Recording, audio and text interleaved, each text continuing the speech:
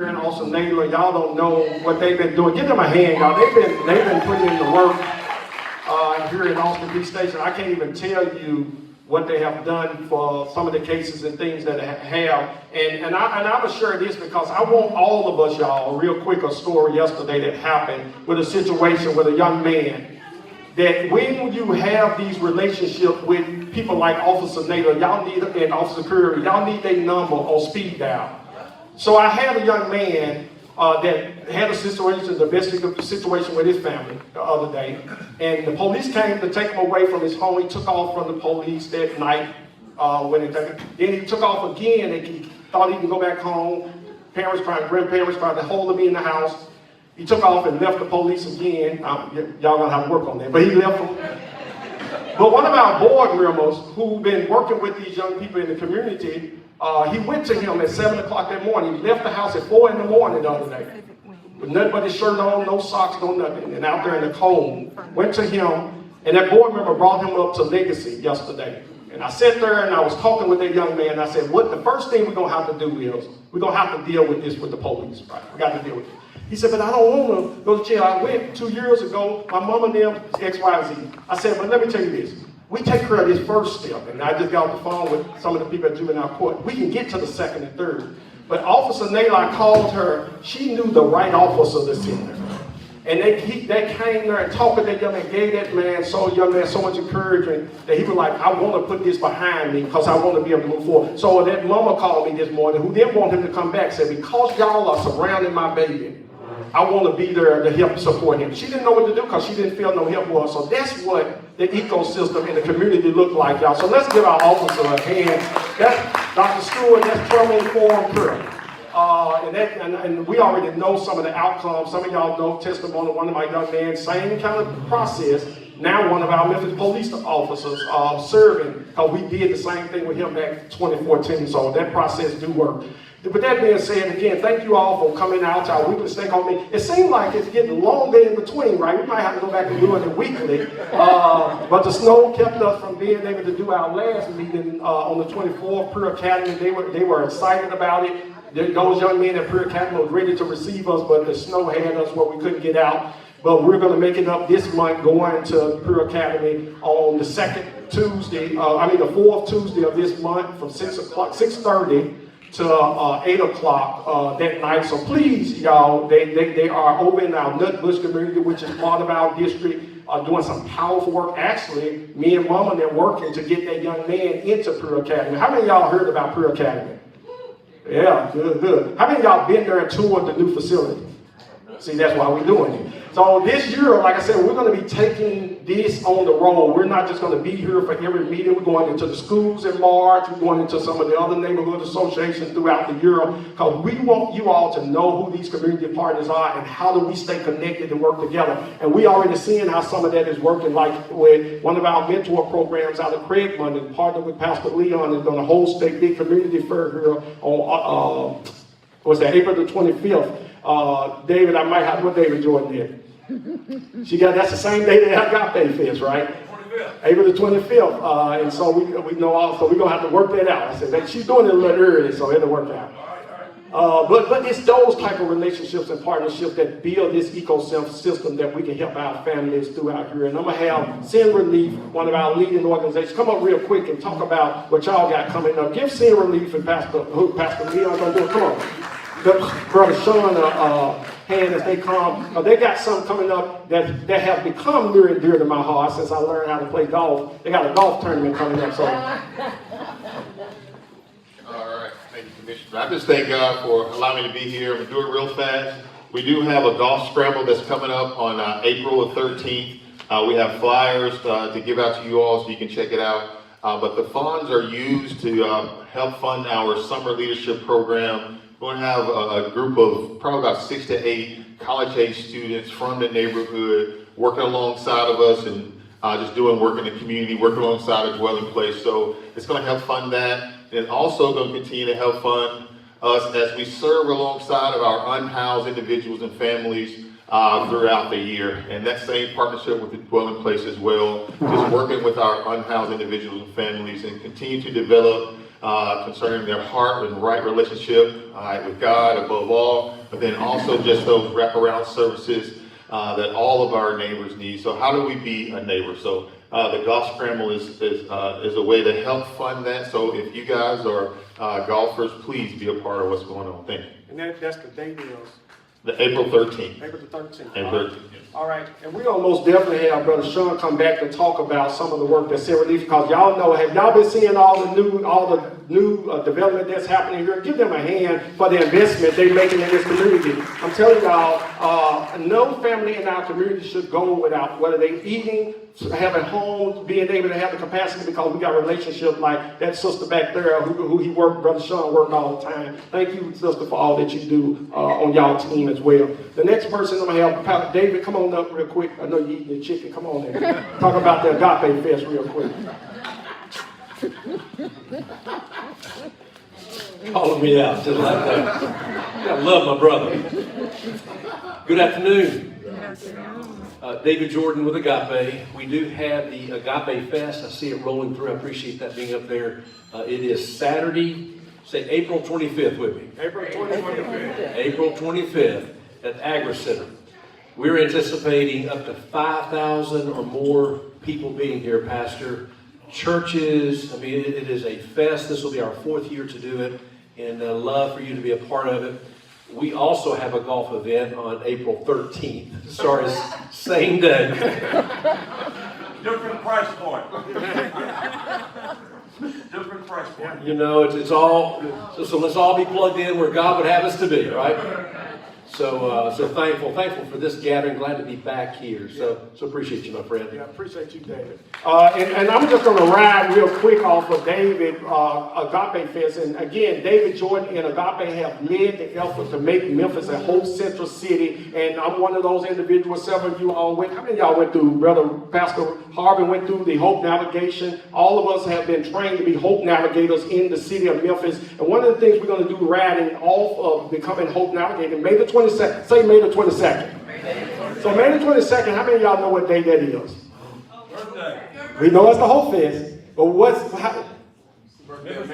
Memphis birthday, right? So we're going to have one of the biggest birthday parties in Memphis at Tom Lee Park. Happy to have Pastor Muriel Paul Young, Muriel Lee Harris, others are partnering with us. We got already over 70 organizations that's going to be down there. We're going to be doing health fair, job fair, and we're working with our general session court clerk, criminal court clerk to do expungement cleaning. So I'm working on locking in the Beale Street landing, because we got to be on the inside with that part. But we're going to be in Tom Lee Park. We're going to have a big concert. So much going on, May the 22nd. So if you want to be a part of that, please reach out to us. It's going to be a free event. And David, we're going to try to double that 5,000 to 10,000 for May the 22nd. So we're pushing a lot to make that day happen, y'all. So make sure y'all got that on your calendar. Who else got a real quick announcement they want to share? Come on, RC4. Give them a hand as they come. RC3 today. RC3 today. You know I don't like to come up, but I got to announce about what we're going to have on February the 28th. We're having a marketplace.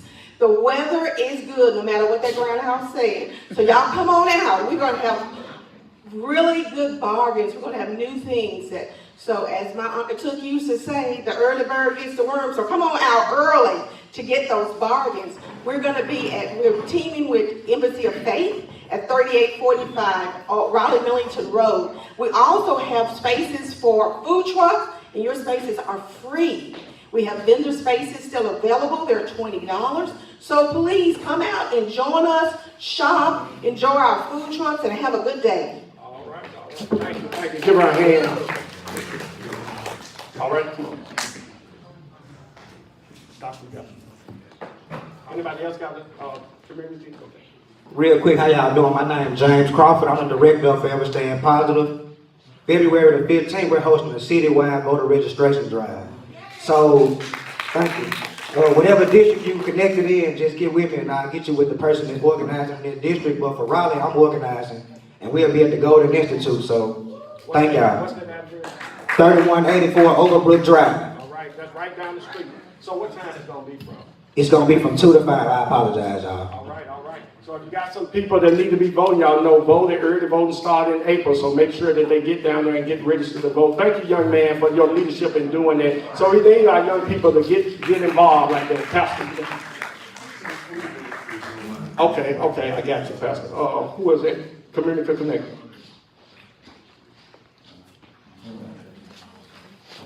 Hi everyone, Mireya Cortez with the Shelby County Division of Community Services Connector Program. One of the things that we're going to be working on this year is launching our second version of the survey that we have, where it's looking at the social determinants of health and how that impacts people. We're going to be focusing on men, Black men, youth, and older adults. And we're going to also be doing more community convenings.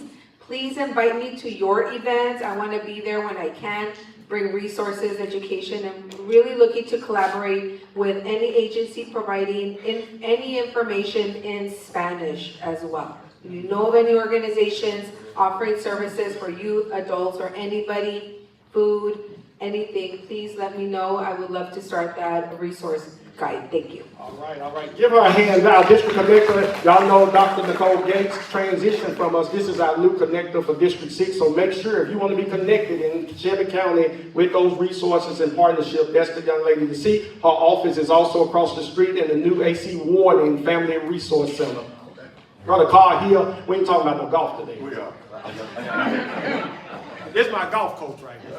Come on. By the way, Church Development Network is doing a golf tournament at Pine Hill on April 24th, which is a Friday. And they also have a family weekend where they're doing a catfish fish fry on Saturday as well. So it's Pine Hill, April 24th, a lot of golf tournaments. And I also have some books in the back that's available for free that you ought to take a look at it if there's something on there you'd like to have. Thank you, sir. All right. I know you know that young man there. Brother Carr Hill and Kerry Vaughn, I served on the board of Rotary Family Youth Initiative with them, and them guys doing some amazing work. Again, helped us launch out mitigating ACEs along with Dr. Stewart as she come on up. Give Dr. Stewart a hand as she comes. University of Tennessee Health Science. Good afternoon. Oops. Good afternoon, everybody. As I tear down the microphone. I'm Dr. Alta Stewart. I'm at the University of Tennessee Health Science Center. I run the Center for Youth Advocacy and Wellbeing, which is now formally the Office of Community Engagement and Wellbeing. And we are launching a new program that I'm happy to talk to y'all about for girls, ages 14 to 18, girls who have either been justice involved, at risk of being justice involved, or just are having challenges based on trauma, and school problems, and relationship problems, and family problems, 14 to 18. We're launching the program. I'm sorry we did not get a flyer to you in time, but we will have it for your next meeting, and I'll be bringing them out. So if you are thinking about girls in your area, in your program, in your neighborhood, in your offices where you work with young women, please reach out to me. I have some cards up here. I will give you my contact information. And as always, you can reach me through Commissioner Caswell, because he is my son and knows where I am every minute of the day.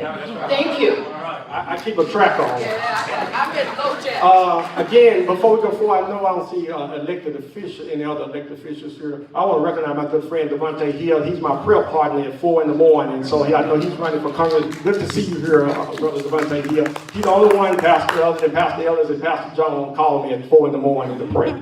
But I thank you for being here with us, Devontae. Any other leader? Charlie Golden. I want to thank Brother Charlie Golden yesterday that came to our county commission meeting, and I put him on the spot. He was the chaplain the other day. He actually prayed for the county commission. That's when we had a good meeting yesterday. It went smooth. So give Charlie Golden and his crew a hand. Golden Keys. And the great work that they're doing to help business. I see many of y'all in here that just graduated from Golden Keys. They helping you with your business. Give Golden Keys and the work for their hands. Some of them they see back there. Again, thank y'all for y'all leadership, Golden. Any other announcement before we move on? Pastor Ellis, I just want to thank Pastor Mike Ellis as well. He is our, Pastor Ellis, we give him a passport, a U.S. attorney, to come from Fraser. He is the Fraser Exchange new president of the Fraser Exchange Club. Pastor, if you can, just tell him, I was just telling U.S. attorney about getting him back over there to speak. He's already on the schedule. He on schedule? Oh, okay. Yeah, good. Good deal. But Pastor also, what a young lady at with the veteran housing. That's what I was talking about there. That's what I want you to connect with Pastor. She's doing some veteran housing as well. He's the veteran guru for Shelby County. He was appointed by Merrill Lee Harris, but still doing the great work in his own capacity. But on every Come on, say something about that, Nick, because you got it. I know you're doing a lot. Second, it's still second and fourth? Yeah. Second and fourth Saturday of each month in Fraser at 2025 Clifton Avenue, right there at Impact Church. Again, they blessing so many of our families with food. So we, again, y'all, no family should go hungry in 7 or 8, 6, 7 or 8 in our districts because of partners like Impact and Dwelling Place, Seeing Relief, and what they're doing. And that goes, be in line at 7 because it goes quick. People be lined up down the block, but he came through last week, didn't have to do it, but he did pay for extra because he seen all those families in the storm last 2 weeks. He knew a lot of families took hit, so they opened up, man, blessed families, over 100-some families that came through with food this past Saturday. Thank you, Pastor Ellis, for your leadership in this community as well. So, who else we got here? Memphis Police Department, Neighborhood Watch, we got anything? Come on up. Give them a hand. Y'all, and that's how we continue to make our community strong. We continue to connect with this young lady who is helping us build neighborhood watches throughout our neighborhood. Hi, everyone. My name is Ella States. I'm the Neighborhood Watch Coordinator at Austin P Precinct. So we're trying to do an initiative to get new groups to start for Neighborhood Watch, just to keep your community safer and just look out for each other, you know, say something, you see something, say something. So we're doing an initiative to get started. So we having a Neighborhood Watch training February the 21st, that's the next week, at Austin P Station. So if you want to join or come by, it's going to be at 11 o'clock, and you're more than welcome to come, okay? Hey, are y'all doing Citizen Academy anytime soon? Citizen Academy is in September. September, okay. So when I get the update on the dates, I'll let you guys know. How many of y'all been through Citizen Academy? Clergy Academy. Oh, I'm telling you, you most definitely want to get connected with her on that Citizen Academy. It changed your whole perspective on when you talk about working alongside our law enforcement to see what they go through. They take you through homicide, burglary. You see all perspectives of our police department. I tell you, on the clergy side, it went a little deep. And this year, they let us go, like a couple years ago, we went to the simulator. They still let you do that? Yeah, they need to go to simulator, right? Because it's another perspective, because I shot a bunch of people that I didn't supposed to shoot in that training. So, thank you, sister. Again, I see our good friends with LifeWise, Pastor Bronnex, University CDC. Did y'all have anything, Pastor Bronnex? Y'all good? Dr. Gates, you have anything? Good, we gave y'all the shout outs. We thank you yesterday for your leadership as well. All right, y'all, well, I'm going to get ready. She got something, come on. University CDC, they do a lot in our community. Give her a hand, that's the Pastor Barnes.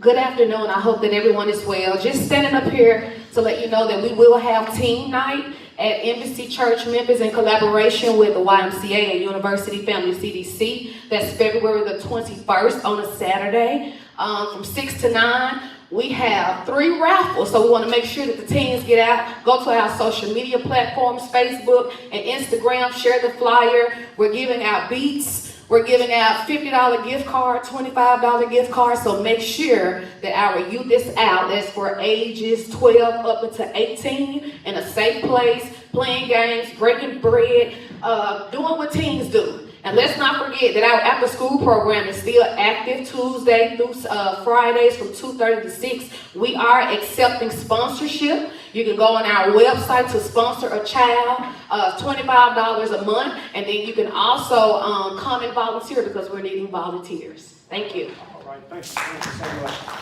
Also, I know that it was with February 24th, like I said, it's Pure Academy, and then there was another event that I wanted to make sure we mentioned that just showed up there. But just get ready, like I said, it was a lot of events. Legacy, again, having their event coming up. Tiara, you want to come up and share real quick about that? Give Tiara Caswell a hand. Hey everyone, Tiara Caswell with Legacy of Vision CDC. Two brief things. There's a beautiful card on your table. Right now, we are in the middle of Love in Action that Legacy is hosting, and that is to support all of our programs, the Legacy Resilience Hub, the Fraser Dance Project, the Champions League, and the Success Zones out in Fraser. And so we are asking you to become a community partner. You can do that by donating one time, monthly, quarterly, or yearly. And also you can purchase some lovely merchandise that will support our students as well. And last but not least, we have Legacy on the River, which is the opportunity to just come have a good time, relax with community leaders. We are honoring 5 community champions on March 28th from 1:00 p.m. to 3:00 p.m. on the Memphis Queen Riverboat. Tickets are limited. You can also purchase your ticket by scanning the QR code on the flyer. Thank you. All right, all right. You all better go ahead and get with them because I know Kerry Vaughn got 300 of his friends he want to bring on the boat. So go ahead and get your tickets before we can get 2 boats going out there. But again, y'all, excited about all the great things that are happening in our city. Again, for those who are attending on Thursdays, every Thursday at the Exchange Club, there go the other announcement I want to make, Fraser Exchange Club. But we are also partnering with Pastor Terrell Munger. We're going to do a marriage conference. My wife, who is 19 years, as many of y'all heard our testimony, how God had brought us together, kept us together. We're going to be teaching on the class about legacy in marriage and how to build legacy in marriages. So you want to be there, share that with it. It's only 75 seats at this marriage conference. We're going to be down at the Grand Central Hotel downtown. We staying there and going to really have a great time on that Friday night and a Saturday in workshops. So it's a March, forgot the day, I think 13, 14, just if it's on the flyer there, but make sure you marriage conference. Pastor Terrell Munger is leading that great effort. So make sure that y'all will reach out and connect with all of these things. Dr. Stewart, as you were saying, just with anybody got any announcements, make sure y'all either get it to me or to Miss Sister District Connect, I'm sorry. She also shares out a newsletter that goes. What's her name? What's his name? Mireya Cortez. Me. Miss Me, Maria, she also helped us get the newsletter out to all the people around the county. So make sure you get it to us by the 3rd Wednesday of each month.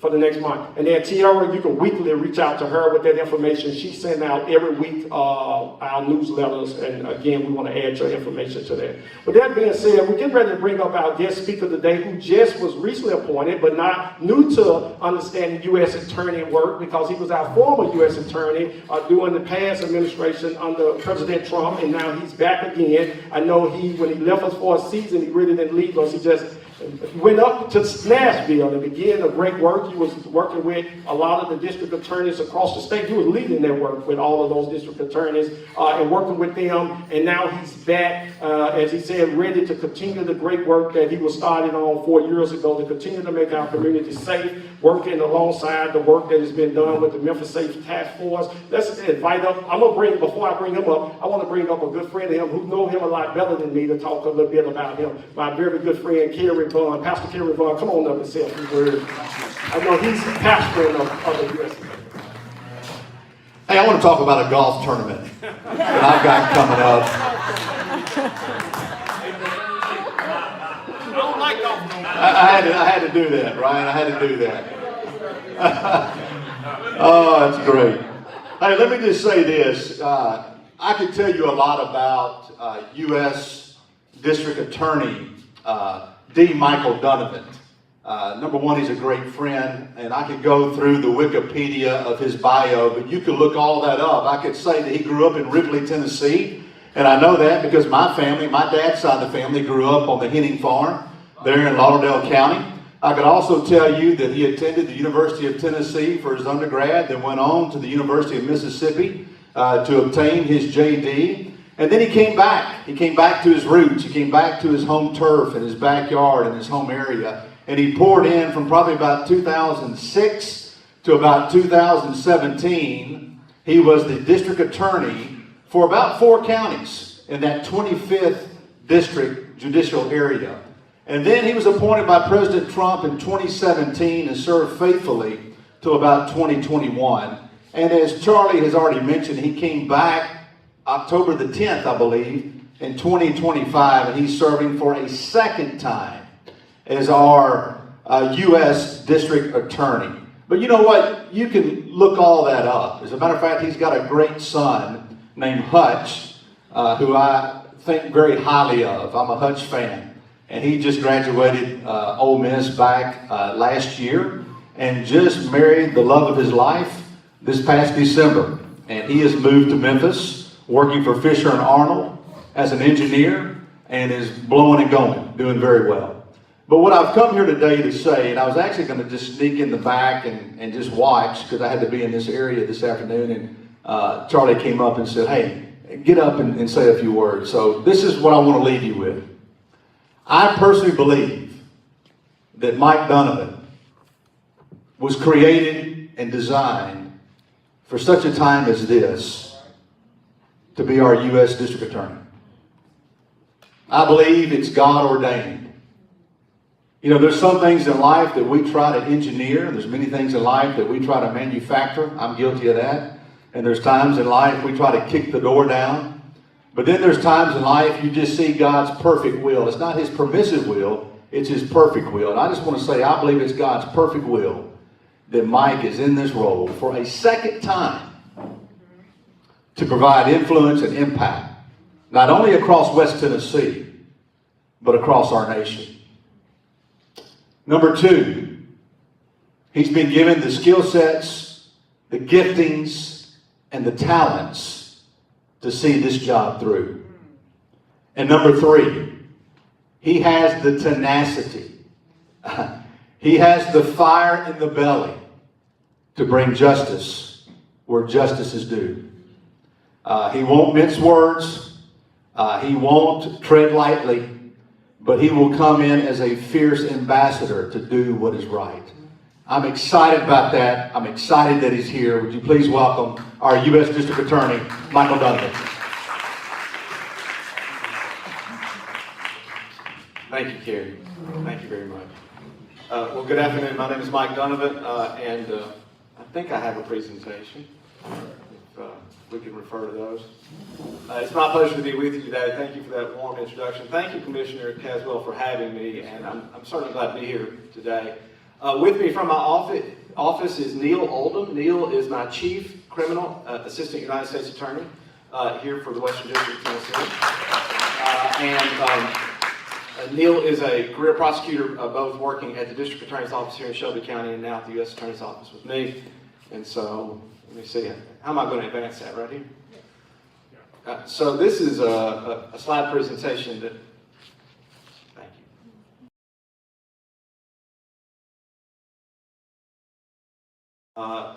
Overall for various different groups, and so I may skip around and move forward in some slides. But I wanted to bring you information today about the work of the U.S. Attorney's Office, the Department of Justice here in West Tennessee, what some of the mission and priorities are, and then more particularly I want to give you a bit more details about the work and the success and the outcomes of the Memphis Safe Task Force as it continues to go on. So I'll run through that. Let's see here.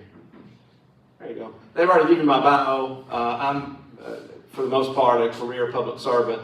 When I left the Department of Justice in 2021, I went back to state government, worked in Nashville at the Capitol for the Comptroller of the Treasury, and then as Charlie said, the District Attorney's Conference, where I helped all 32 elected DAs. But I'm just a government lawyer, and really have the skill set as Kerry said, and the giftings.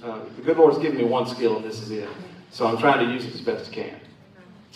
This is the Western District of Tennessee. I don't want there to be any mistake. There are 94 federal judicial districts across the country. You are currently located in the Western District of Tennessee. And I serve as the chief federal prosecutor for those 22 counties, 1.6 million people. And I'm the chief legal representative of the United States of America for purposes of any litigation or legal matters here. So I both represent the United States in civil court as well as criminal court. And you can see, of course, the Western District of Tennessee is uniquely situated logistically with regard to criminal patterns of activity. And so just up until last October, we were ranked the most dangerous and violent city in America per capita. That's a ranking based upon, when you see these rankings come out, they're based upon per capita incidents of violent crime in what we call Part 1 crimes. Part 1 crimes are rape, robbery, murder, and aggravated assault. And per capita, we lead the nation in those Part 1 crime categories, unfortunately. When I first served in the first Trump administration, when I walked into office, we were number 3 in the country. Per capita, we were the most violent city behind Detroit and St. Louis at that time. And you might say, well, what about Chicago, right? It turns out Chicago has a lot of violent crime, but they have a lot of people. And that's why it's based upon per capita. So per capita rankings mean something because you're more likely to be a victim of violent crime here in Memphis than you are in Chicago because there's that many more people. But interestingly enough, and logistically, of course, Interstate 40 runs right through West Tennessee. That is the major drug trafficking corridor for the cartels that bring poison into our communities and create addiction and injury and death. And Interstate 55 runs from New Orleans to Chicago, where firearms and humans and all manner of other criminal activity is trafficked up and down the highways as well. And so where do those two interstates meet? Right here in Memphis. And oh, by the way, we have the world's largest shipper in our backyard, right? FedEx, where Chinese fentanyl enters the United States, where money laundering assets come through FedEx. And that's not a knock on FedEx. Criminals are using shipping lanes just like you use them to order your Amazon package, right? And so we have a whole enforcement mechanism around the international hub out at Memphis International Airport, along with FedEx and our partners at DEA to interdict that. And of course, we can't forget that Memphis is the home of the Civil Rights Museum, and the federal government has something to say about the enforcement of both civil rights and criminal civil rights whenever those are affected or violated. And so my office handles those matters as well. I just told you, 94 federal judicial districts across the country. We are, by purposes of population caseload and number of staff members, we're ranked as a medium-sized district. Those are highly technical terms, small, medium, large, and extra large. But I will tell you, you'll see in just a moment, we're a medium-sized district, but we punch well above our weight. I have an outstanding team of prosecutors and staff colleagues that assist me. Our office has about 85 employees. We do have offices in both Memphis and Jackson, located at both of the federal court buildings there. So there are federal courts in Memphis and Jackson that serve our region. Let me see here.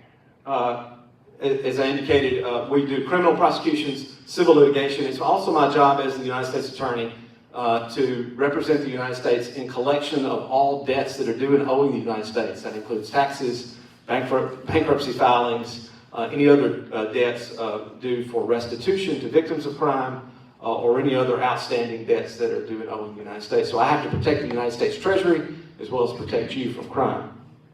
And those are divisions there. I serve at the will and pleasure of the President. I'm presidentially appointed. This is my second term around. And I serve under the guidance and direction of the Attorney General of the United States. Her name is Pam Bondi. She's there on the right. That's actually a picture of us at a recent time when General Bondi visited Memphis and came out to the Joint Operations Command Center for the Memphis Safe Task Force. And we served Thanksgiving dinner to the agents out there. And so that's why I'm wearing gloves in that picture. But just so you know, and it's not lost on me, and it's quite remarkable, should be lost on anyone else, I am the only person since 1790 to serve twice as the presidentially appointed Senate-confirmed United States Attorney in this district. The very first person who served as your U.S. Attorney here in West Tennessee in 1790 to 1796, appointed by President Washington, was Andrew Jackson. You knew that, didn't you? Our 7th president. So I'm pleased to have served as the 50th person to serve as the U.S. Attorney and the 54th now. So just so you know, obviously I take my guidance and direction and instruction regarding national priorities of the Department of Justice from the White House and from the Attorney General, but I'm a presidential appointee. And so the good news is that I have the ability to set district priorities. I have to make sure that I am using the power and the authority of the federal law and the federal government to make sure that we are implementing and using our resources for what is going on here in West Tennessee, not just necessarily these national priorities. These are the national priorities of the Department of Justice set by the Attorney General and the President in what is called Operation Take Back America. And we certainly do all of these things in our office. But here in Memphis, we know that we have languished under violent crime for generations, for decades. I know because I was the U.S. Attorney 5 years ago. And 5 years ago, when we were the number 3 ranked most violent city in America, we got busy prosecuting firearms offenses and violent crime offenses in the federal court system. We got very aggressive with that. I increased our federal prosecutions of firearms offenses by 68%, and over a 2-year period of time from 2017 to 19, we reduced our violent crime rate here in Memphis and Shelby County 13.1%. And I thought I was doing something pretty good then, because we had it going in the right direction until COVID hit right in 2020, and then we couldn't get into the courtrooms in the summer of unrest during 2020, and crime spiked back up again. And I'll show you in just a moment what we're doing with the Memphis Safe Task Force and why 13% is not cutting it anymore. So we do, in fact, prosecute quite a number of firearms offenses and violent crimes offenses. And that's because, in order to tackle violent crime, I am convinced that the best way to prevent tomorrow's shooting is to remove the gun from the hands of the shooter today and to incapacitate that shooter by sending him to federal prison. And that's what we do a lot of in my office, okay? So there are prohibited people who cannot own or possess firearms, including convicted felons, domestic violence offenders, illegal aliens, people who have a history of drug abuse, people who are in possession of stolen firearms, obliterated serial number firearms, sawed-off shotguns, and yes, machine gun conversion devices, otherwise known as switches. Those will land you in federal prison very quickly. And so we are being very aggressive and intentional about, again, removing the shooter from the street before he pulls the trigger. That's how you reduce violent crime. In addition to that, of course, all of these violate federal law as well. Bank robbery, business robbery, carjacking, other violence committed in aid of racketeering, extortion, and other gang violence as well. We also prosecute violations of the Controlled Substances Act. You may have seen in December of last year, just about a month and a half ago, the President designated fentanyl as a weapon of mass destruction. And so with that presidential designation now, we can seek out prosecutions for people who deliver and traffic and possess fentanyl, because it's an incredibly dangerous and deadly substance, creating overdose deaths. And so we're prosecuting those cases and again holding people accountable for the poison that they are delivering to our children and to our communities as well. So we do those as well and take out their money laundering schemes also. Unfortunately, there are those in our midst who would victimize children.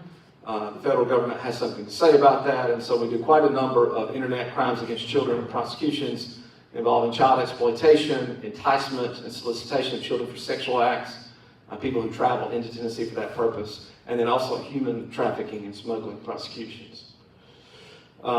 This is just a few things we do. We do white-collar fraud as well. Many of the things you see on the news nightly about fraudulent schemes, program and benefit fraud, mail-in wire fraud, all of these fraud schemes. Our office works with the FBI, the Secret Service, and other agencies to make sure we're interdicting and prosecuting and holding people accountable for that. And again, kind of making sure that we're clawing back those stolen funds for victims, victimized agencies, and for the taxpayer.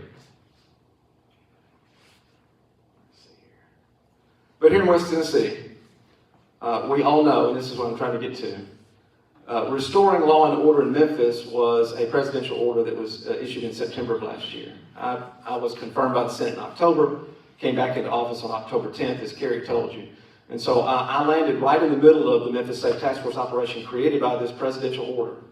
And you'll note from the highlighted language that the president has ordered hyper-vigilant policing, aggressive prosecution, that's my role, financial enforcement, those fraud schemes that we talked about, and large-scale saturation of law enforcement here in Memphis to, as what he told me, to crush violent crime once and for all. We've been struggling with violent crime in this city, in this region, for way too long, and it has taken too many lives, and it's run too many businesses out of town, too many citizens and taxpayers out of this city, and the president is committed to crushing it once and for all. So that little 13% that I did last time, wait till you see what we're doing right now.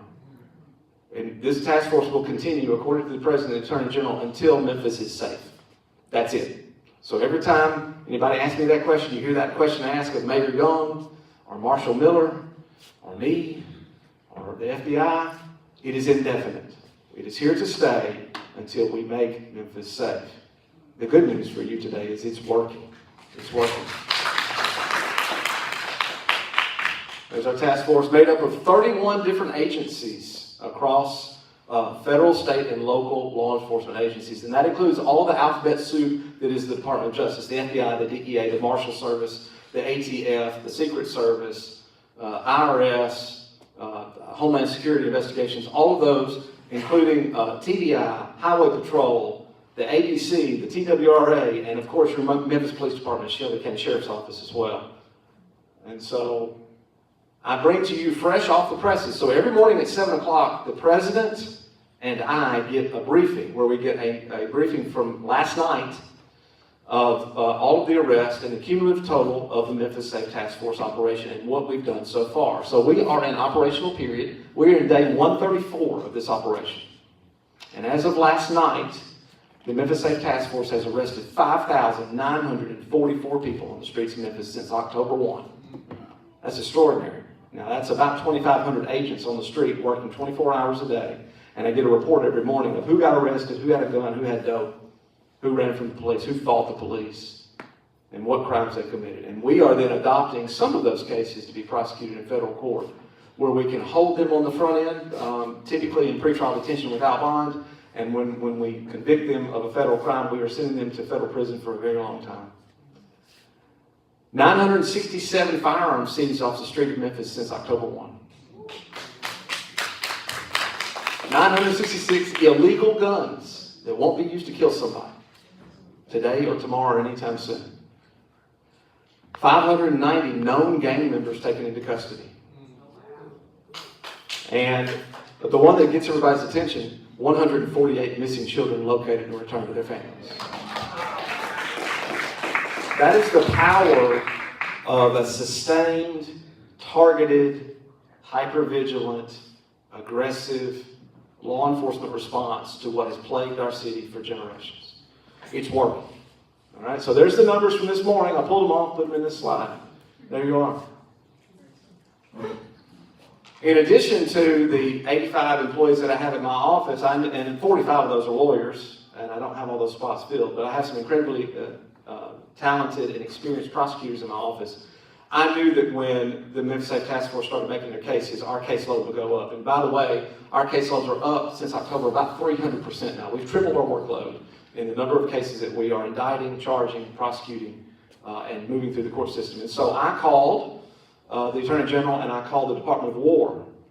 That's a portion of 20 new attorneys that were temporarily detailed to my office on January the 5th from the Department of War. They are servants of the armed forces. These are members of the United States Army, Air Force, Marines, and Navy who are judge advocate generals. They're military lawyers, and they have been ordered by the Department of War and the President to come down and assist the operation on the ground in Memphis. So we don't just get police on the streets, we get prosecutors in the courtrooms, and they're helping us as well. And I'm incredibly thankful to have their help. Mr. Oldham is leading that team of JAG Salsa. They're Special Assistant United States Attorneys, and they're working out very nicely for us, helping us with our caseload. So as of, these numbers are actually as of last Friday. I haven't updated them yet. We have charged, since October 1, 226 defendants with violations of federal law across the Memphis area. That includes 151 charged by criminal complaint. We've indicted 169. We've reviewed and issued over 142 search warrants, and we have accepted 99.4% of the cases referred to us by the Memphis Safe Task Force by what's called the Virtual Command Center, VCC. And you'll see the offenses on the right there that we've charged. We've charged 17 people with assaulting, resisting, or impeding federal law enforcement officers. Some people don't want to be policed, and so that's a violation of federal law. The vast majority of them are felons in possession of firearms or ammunition. But we've also charged those other categories, including people who possess firearms or use firearms in drug trafficking offenses, carjacking, and business and bank robbery as well. So, you'll see that. So just a few other statistical slides. Violent crime, this is my caseload breakdown by pie chart. The Department of Justice gives me that nice visual. You can see the vast majority of what we're doing here in our office across the district and in Memphis is in violent crime prosecutions. You can see our district on the left. Before I got here, the years before, and you can see what we're doing now.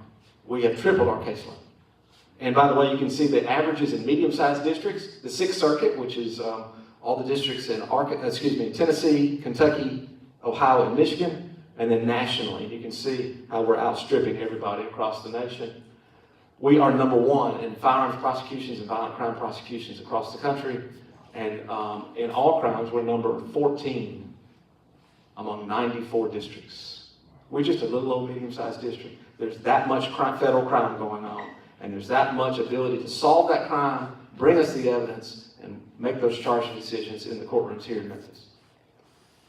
We're getting better at prosecuting switches. Y'all know what those are, machine gun conversion devices, where they convert a semi-automatic handgun into a fully automatic weapon that can kill everybody in this room in a matter of seconds. Incredibly, inherently dangerous devices. It's a violation of federal law. We have prioritized the prosecution of that, and we're sending people to prison every day for possessing or using them on the streets. Our conviction rate overall since 2022 of all federal gun crimes is 94.9%. 95% of the time, we're getting them, and they're going to prison. There's our caseload statistics. Again, over time, you can go back to 2017 and see when I came in, we went up a little bit there as well. We are convicting them, and they are going to prison. That is my job, unapologetically, as Carrie said. You know, let me take a moment to tell you something that I said during my investiture speech. I know Carrie heard it, and Neil heard it. Maybe you were there. Most people in this room, including the great Charlie Caswell, most of you love in the positive. I always call it loving and giving love in the positive. That is, you pour into other people's lives, right? You give generously. You promote people. You want the goodwill of people to extend from you to them, right? That's outstanding. I love it. I want more of that.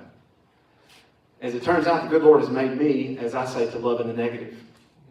And that doesn't mean that I don't love. It means that the way that I show my love is not in the positive. It means I take away the things that harm you. Okay? And this is what I'm good at. And so I take every violation of law personally because I care about this city so much. I care about making a difference in the lives of my fellow citizens by removing the things that are killing them, that are harming them. So I love in the negative. You love in the positive. It's all love, right? And it all works. Because these are the goals of what we do in criminal prosecution and sentencing. And this is not my words, by the way, and they're in this order of priority. These are not my words. I didn't make up this slide. This is copied and pasted from the law books. These are the laws of Congress and the laws of the Tennessee General Assembly. Both of those legislative bodies have determined that the reason that we prosecute and sentence people to prison is for these reasons and these considerations and these outcomes in this order. So I need you to hear me say this. When you read things about people being arrested, people being prosecuted, the enforcement actions that are going on, in light of what I just said about loving in the negative, it is okay for us to say, because it is the law, it's codified by Congress, that we want to punish people because we want it to reflect the nature and the seriousness of the offense that they have committed against you. It's okay to say we punish people. That's what I do for a living. We want to incapacitate the people who are incredibly dangerous and violent and won't learn their lesson and continue to offend over and over again. The person that I lock up today for the business robbery is not robbing you tomorrow. That's incapacitation. The child rapist who goes to prison today is not raping your child tomorrow. We put them in a box. That's what we do. These are goals, and this is proper. The third is deterrence, general and specific. Specific deterrence is when I punish you for committing a crime, and I hope that you learn your lesson. And so that when you come out of custody, you won't do it again. That's specific deterrence, right? Just like we teach our children. Don't do that again. General deterrence is when I punish you, and then I look at you and say, don't do it or you're going to get what she got. Right? That's called general deterrence. We want to send a message that the rule of law will be observed. it's not, we don't have a country. And we certainly don't have a peaceful society. We certainly want to, when we have people incapacitated and when we have them in a circumstance where they've stopped the violence for a moment, we want to find out why they're committing these offenses. We want to rehabilitate them where we can. All right? Whether it's drug addiction, whether it's mental illness, whether it's medication management or anger management, or whatever the problem is, we want to address that. And then finally, all the way down the list at number 7, we finally get around to victims of crime. Now, the problem with some people, or the problem that some people see about this order, is that many people want to make number 6 number 1. We have to do 1 through 5 before we get to number 6. That's what makes you safe. Pulled this off before I came to today. This is from Mayor Young's Criminal Safety Dashboard. You can go online to the city of Memphis. You can look this up yourself. So here's the outcomes. It doesn't matter how many cases Donovan prosecutes or how many arrests the Memphis Safe Task Force makes. I had the Attorney General, Jeff Sessions, that I served with last time, told me, he said, Donovan, it doesn't matter how much your output is. Tell me what your outcomes are. All right? So I spent a lot of time telling you how many cases I've prosecuted. Let me tell you what the outcomes are. Let me tell you what it means for you, the taxpayer, the citizen who just wants to be safe. Since October 1, citywide, Part 1 crimes, rape, robbery, murder, aggravated assault, down 48.2%, cut in half. Yeah, that's remarkable. That's extraordinary. In 4 months, I thought I was doing something a few years ago, getting it down 13%. In 4 months, we've cut it in half. Last year, in 2025, we cut murder by 26%. 66 more people are alive today than would have been in 2024 because of the work we're doing. That's pretty extraordinary. 3,348 less serious Part 1 crimes committed in this city over the last year in 2025. Chief Davis gave me this metric not long ago. Memphis Police Department overall calls for service are down 21%. That means 1 out of every 5 calls that the Memphis Police Department is taking and responding to no longer exists because of the task force.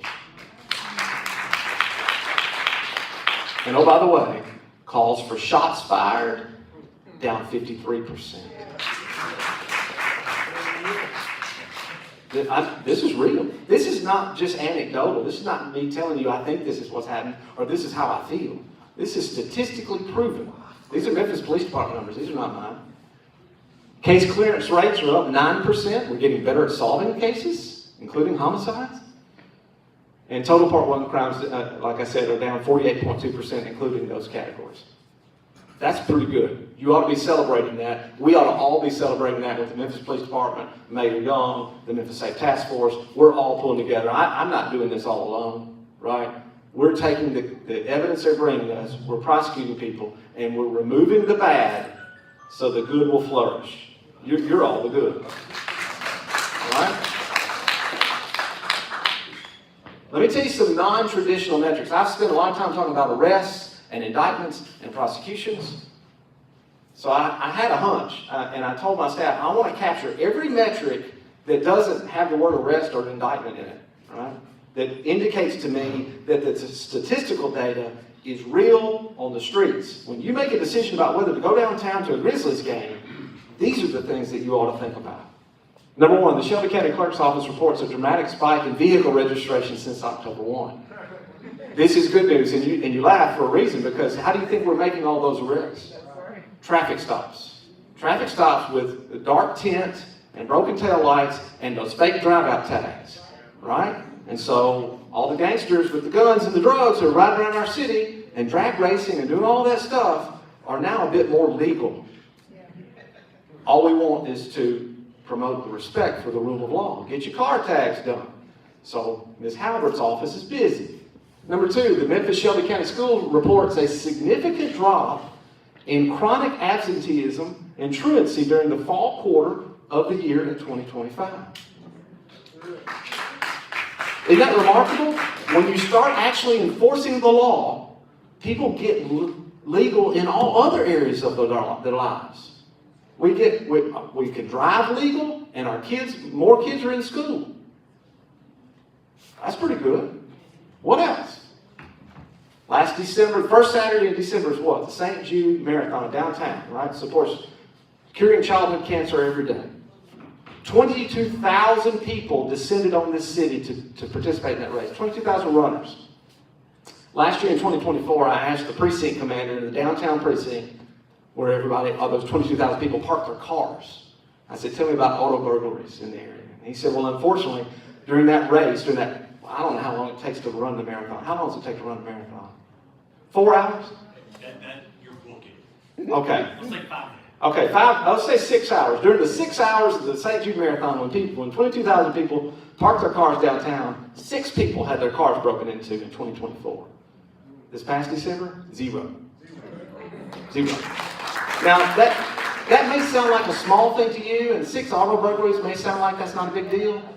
But to those people who are coming to our city, and to St. Jude, who's trying to raise money to cure childhood cancer, it means a whole lot. You know who else it means something to? The people who want to come and invest and relocate in this city and develop.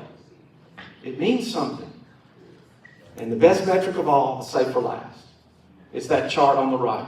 I call it LeBonner Children's Hospital. You all know that every child that is injured by a gunshot wound in this city, in this region, is treated at LeBonner Children's Hospital. Now, a gunshot wound to a child, just think about that. Let that rattle around your head for just a minute. A child has been shot and has to be treated. Many of them die. And I called LeBonner and I said, hey, tell me since October 1, tell me about gunshot wounds to children. Since October 1 in 2025, they are down 31% from 2024 and 38% from 2023. Look at the chart on the right. Look at the numbers since October. Look how fast they went down. Now, I know correlation is not always causation, but something special is going on in this city as a result of this task force. Lives are being saved. People are being more lawful. You can drive on 240 without being run over. You can come downtown and feel safe. It's making a difference. We are turning the corner. Safe. We remove the bad, the good will flourish. I promise you, this is the mission of the Department of Justice. This is the mission of the task force, and I'm all in until they won't let me do it anymore. Okay? Because I got one skill. I'll leave you with this.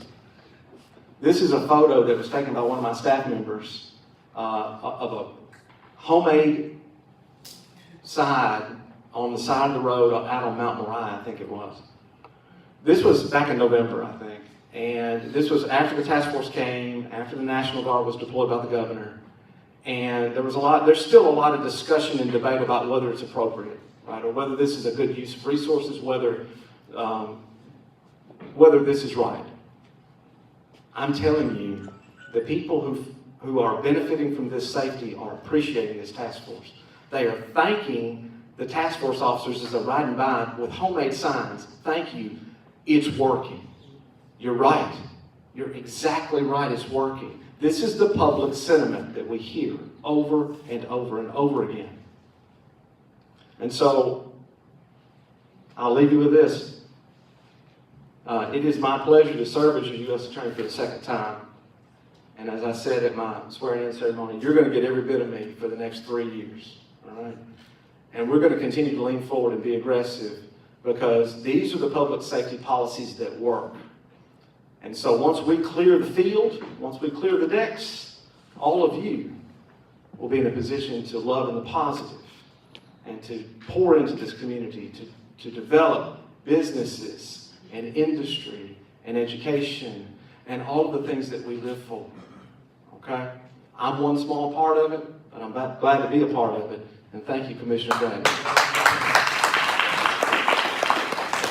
I'm sure, Mr. Chairman, I'll take questions. We got some questions here, I guess. Again, this is a great way to start off the year, right? We get all of this information on the front end, so we know how we continue to build capacity around making our community safe. I can say this, and I have seen it on record, that in our community, we have heard the gunshots go down. We have seen the drag racing stop. Right there at James and Howland, where they were doing it every weekend. And we had just built these brand new houses there, and Brother Abram, his black developers came in, his brother now, built these houses, and they drag racing every weekend. But guess what I ain't heard since October?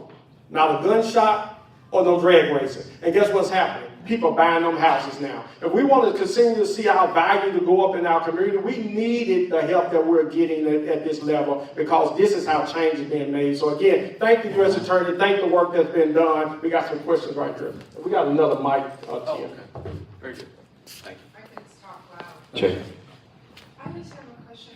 What do we do, or what do you do about people that abuse the police, meaning swatting, or people that are out there using the police to abuse other people on purpose? Again, as I indicated to you, we have been very intentional to prioritize during this operation any federally sworn task force officer. There's about 2,500 of them on the streets of Memphis right now. Any assault, impeding, or resisting of those people in direct contact.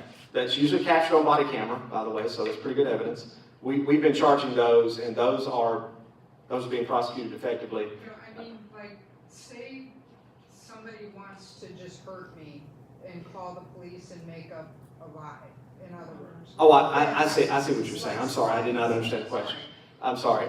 So that also can be a violation of state law, which is essentially filing a false report or some type of retaliatory behavior as well. We don't see that a whole lot in our federal investigations, quite frankly. We don't have a lot of people calling FBI to ask them to go investigate somebody. And so many of those cases that you're talking about are handled at the state level by the district attorney's office. But it is a felony. It's a Class D felony. So do they go to jail? A lot of times what the Memphis Police Department said to me is they don't have, like someone could get in trouble for making a false call, but they have to let them go. Why is that? I'm not exactly sure about that. I don't know why they have to let them go. Filing a false report with law enforcement, or or making a false bomb threat, all of that is a Class D felony and should be investigated and prosecuted appropriately. So I can't answer that question. It does not always rise to the level of federal crime unless it involves a federal officer or agent, or in some cases involving a bombing, we can call the ATF to do that if it's a federal facility. U.S. Attorney, thank you for making time for our community today. I'm from Covington, Tennessee, originally. I used to be the DA in Tippin County. Yes. Yeah, so people from Tippin County and Lauderdale, we've got a unique way of seeing life. Yes. Turbulent would be the term that I would use for your presentation. It was loaded. I think a lot of the work that you guys are doing is necessary. I think it's great work, and super just honored and proud to see how the transformation is happening. I think that there are a few social complexities that come with this work, and I'm sure you're aware of that.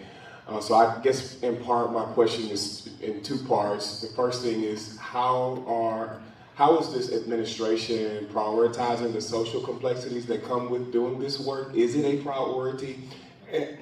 And how do we support you in making it a priority so that way we are suppressing crime? Absolutely, we don't want to stop the momentum of that, but we also want to address the complexities that come with doing this work and the social calamities that come around with doing this type of work the way that it's being done. And then I guess my most important question, I just got off of a plane literally an hour ago, coming from meeting with the Bureau of Prisons, Deputy Smith, concerning the state of our current jail system. I think you mentioned that the Department of War made available JAG officers, and this presidential administration essentially just opened its full wallet to make sure that we can suppress crime in Memphis. And so I'm wondering, where does the federal government stand, and how do we advocate or solicit the federal government for support? Because from an external side, it's looking like cruel and unusual habitants at 201 Poplar because of the emergence of obviously the arrest. And so with the jail deteriorating, a system that they're using that's falling apart, it's like, what do we do? How do we advocate with the federal government to say thank you for the officers, thank you for the JAG officers, thank you for U.S. Attorney Donovan, who's one of our own leading this work, but what can we do to fix our jail system so that we don't have another year where 27 people have lost their life for whatever various reasons in our jail system? So I'm not exactly sure what you mean by social complexities. I am a prosecutor. My job is to prosecute. My job is literally to take the evidence and prove beyond a reasonable doubt to moral certainty that someone violated the laws of Congress, and then to advocate for an appropriate sentence to incapacitate, deter, and punish them. That is my job. With all due respect, I'm not a social worker. I'm a prosecutor. I'm a federal prosecutor, and that is my job, is enforcement, aggressively. You're right.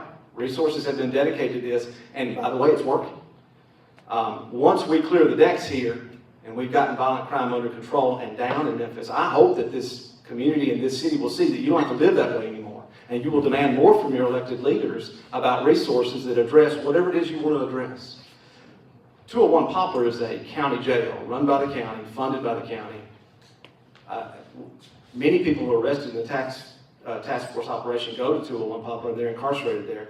But you need to understand that once we adopt them for a federal prosecution, they come with us to the U.S. Marshal Service and they're housed in a completely different facility. And then they go to the Bureau of Prisons where they're housed in a completely different facility. So I don't really know what the solution is on that, other than I would say you got a county commissioner right here who controls the budget for the sheriff. That's a word right there. And I would say to you that clearly there needs to be something done about the conditions and the management of the jail, and providing for the most basic of humane conditions, medical treatment and other things for people in custody. No one wants to see anyone abused or harmed while they're in custody, but they're in custody for a reason. The state of Tennessee may have something to do with that as well. I would encourage you to talk to members of the General Assembly who represent you. Maybe there's some state tax dollars to do that, but the federal government does not really get into the business of providing money for county jails. We partner with Sheriff Bonner. We certainly want to work with him to make sure that people who are dangerous are housed in his jail or with the Marshal Service. But I don't know what else to tell you other than I think also one thing that is missing perhaps, that we miss when we have this whole conversation about focusing on the criminal, is I would say you want to do something to help somebody, why don't you help the victims of crime? People are victimized every day in this city, and our job is to also help them. And so I would hope that the Department of Justice and our government agencies would also include resources for victims of crime. Thank you. And I want to add to that, just to that point. Last year when we were fighting, and I was fighting, the only vote that did not support the budget, because we couldn't even put 4 cents around some of the social issues that we talked about, that they wouldn't even end up in this one. His job is to do just what he said, the prosecutor. Our job is to provide the resources to have a safe, nurturing, and healthy environments. But we don't put that money in the budget, and no one is showing up at these meetings and fighting for those dollars to happen, then this is what happens. Is that they come in and they're going to do their job to lock individuals up that we fail to invest in our community. So this budget season, I need everybody to show up, because I'm going to come back fighting again that we put money in our budget for opportunity youth, for those who pre-K students, for those who our school system, where we're talking about not just building a brand new Fraser High School, but having STEM programs and opportunities that they can go on and have a successful career. Right here in the #1 violent zip code precinct in the county. This is where we need you to show up so that we can do our part, because he's going to do his job. And we can't get mad at him for doing, but and I said this years ago, even to Amy Wyrick in the conversation we were having, is that that's her job to prosecute. But we're getting mad at thinking that she's supposed to be the public defender. No, they're the prosecutor. Our job as a community is to show up for this community to keep them out of these type of situations. But to that point, I'm headed to DC next week, and I'm going to be fighting for resources to come from the federal level so that it can support some of the work that we do. The beauty of representative government. I just got one point, just to kind of hitchhike on what you. Just to kind of hitchhike on what you were saying. I think there's a lot of data that can be captured and utilize based on the people that are going in that you're prosecuting. And I really think we ought to find ways to parse out that data so that we can go upstream and reduce the amount of people in our city that's creating the problems. And I think that's where we are, and I would love for you to be able to parse that data out and give that back to the community to say, if you do these things, then we will not have to prosecute as many people. To that point, I say last night, we did just that. Okay. That was our job to put in the budget to capture all of that data, because before they get to him, they go through the clerk's office and all of that before they even get to prosecution. So if we're going to talk about violent crime and those things that are happening, we got that data now, we're tracking. I will say that the Department of Justice is pretty good at capturing data of federal arrests and prosecutions and the nature of the crimes that we're seeing. That's why you see us kind of turning towards fentanyl at this moment. That's what's creating the overdose deaths and injuries in our city. And that's why it's been designated as a heightened dangerous weapon.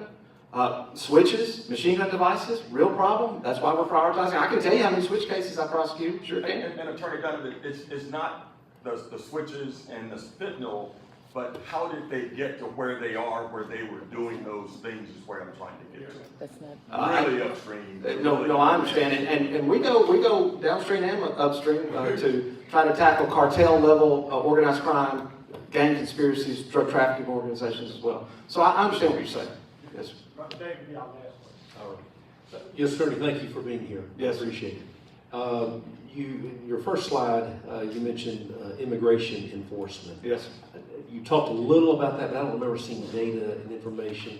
Anything that you can speak to in that regard? I can. I'd love to be able to hear that in a moment. Thank you. The reason it's not included in any of my slides is because although it is a national priority for the White House and the Department of Justice, and certainly we will prosecute those cases when we encounter them, that is not what we're seeking out in the Memphis Safe Task Force. Memphis Safe Task Force is a violent crime task force. Immigration violations are not our main problem in this city. We are tackling the main thing first, which is violent crime, primarily committed with firearms.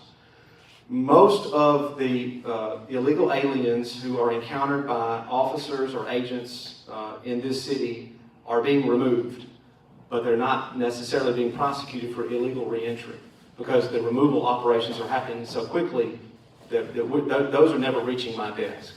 The illegal aliens who are reaching my desk for a charging decision and an indictment and a prosecution are those people who are here illegally, who are committing additional crimes. They're in possession of a firearm. They're committing a business robbery. They're trafficking narcotics. They're trafficking people. They're committing document fraud or other types of fraudulent activity. And so I will prosecute them, we will incarcerate them, and then we will deport them. But many of those that are being encountered by law enforcement, ICE agents, Homeland Security agents, are just being removed. And so that's why that's not part of what I'm doing day to day in a court of law. So y'all have numbers in that regard? I'm sure the Department of Homeland Security does.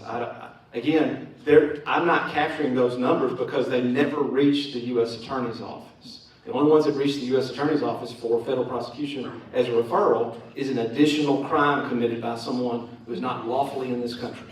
And that status will get them an additional punishment, but that's not the main thing we're worried about. I was just wondering if there was some data. Yes. All right. Let's give the U.S. Attorney a hand again. Thank you so much. Again, y'all, so I want to just really lift up something that we're doing even tonight, all this week long. Those may have seen it on my Facebook page, the Joshua Project, in partnership with the Muriel Bartley and the community, many of our faith community. Every night this week, last night they went out from 3 o'clock to 9 o'clock right there at Sycamore and Macon, which rides right up to District 6. As part of our district there, identified 4 homeless people, substance abuse, got them to beds. We're going to be there every night, going in those woods, going in behind those buildings. Those who know about Muriel David Parsons' son, who was found dead in opioid use, really have a heart for this. I want to thank Agape Hospitality Hub Alliance. They are there with us on the ground, making sure we got a bed or somewhere to go. If y'all want to be a part of this, please get with me, because we're going to do the next round coming around going Walmart. Y'all know back in the woods back there, we got a lot of those individuals homeless on drugs. We want to, again, get them to a bed. We're not going out tonight with sleeping bags and all of that. We're going out with a resource that we can put you in this car and get you to a bed tonight if you really want some help. So we're being intentional about that. Thank you all for being here. We'll see you next on this 4th Tuesday at 6 o'clock at Pure Academy. God bless you. We'll see you later. The mayor. You got some books.